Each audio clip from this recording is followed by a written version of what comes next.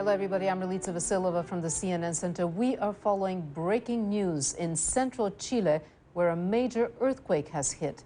Let's get the details from meteorologist Pedram Javaheri. Pedram, a major earthquake, 7.2. Yes, quite a way to start 2011 here, Relitza, and the information just coming in. The USGS has it as a 7.1 right now, and that's the information that we're getting as far as a quake magnitude. And let's just go in for a closer look because it is on the central coast of Chile, an area that's certainly not a stranger to getting large-scale quakes right on the convergence there of the Nazca and the South American plate. And again, magnitude 7.1, and if you're curious, the 8.8 we had last February was just about 275 kilometers north on the coast there of Chile. And again, a closer look shows you some of the perspective of some of the towns that we're looking at there, about the area of the Araucania region, and again, about 70 or so kilometers outside of Temuco.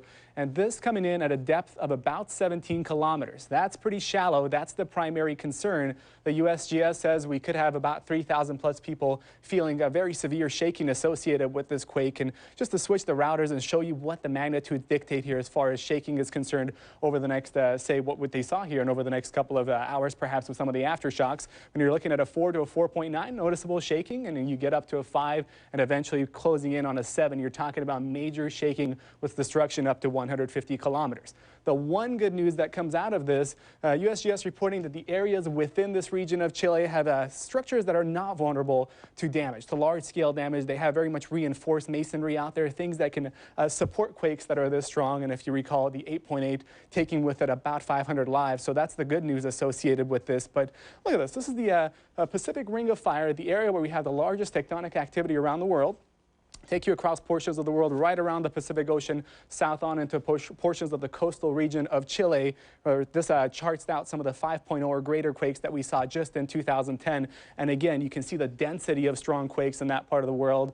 And again, we've had a quake at 7.1 in this very region back in 1974.